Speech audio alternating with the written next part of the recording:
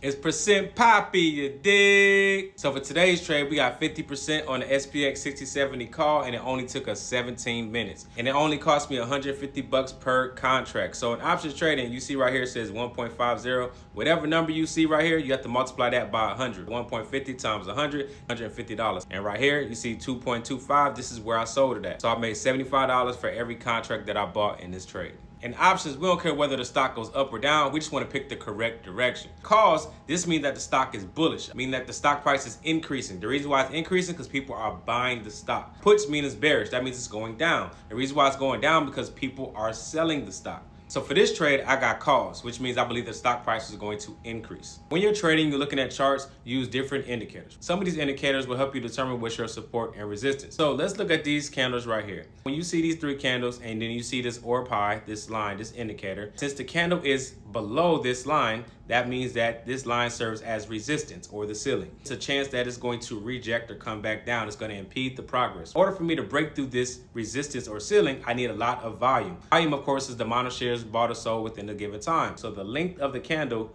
lets you know how much volume it is. The bigger the rectangle part of the candle is, the more volume is, the more buying or selling it is. So if it's a green candle, it's a lot of buying. If it's a red candle, it's a lot of selling, right? Because it didn't have enough volume, it rejected, it came back down. Rejected, it came back down because it didn't have enough volume, didn't have enough power to break through. So I broke through with bullish volume, broke through that ceiling. Now, this line that was my ceiling or my resistance, since the candle is above this now, this line is going to serve as support, meaning the floor. So in order for me to break back through this floor, I'm gonna need a lot of volume. I'm gonna need a lot of bearish volume.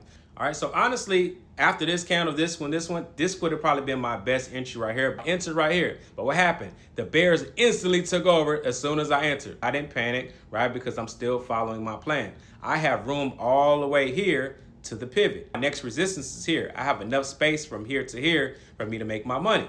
Stock cannot have just all green candles. You can't just keep pushing up. You have to look at some of these red candles or candles that's going in the opposite direction, depending on what, if you're doing calls or puts. To look at this as a pullback. So think of it as a slingshot where I'm pulling it back in order to shoot forward. Up, up, up. Then I'm gonna pull back a little bit in order to shoot forward. All right, that's why I wasn't worried when it came down. Boom, big volume candle, and then right here, I got out when I was at 50%. I have room all the way to this pivot, but 50%, first trade of the day, let me go ahead and take my gains and be gone. Don't be greedy. Percent over everything. So I got my percentage and then it still went up. And then you saw right here when it reached the pivot, what did it do? It rejected. If you're interested in learning options, go ahead and put wealth inside the comments. Remember, percent over everything.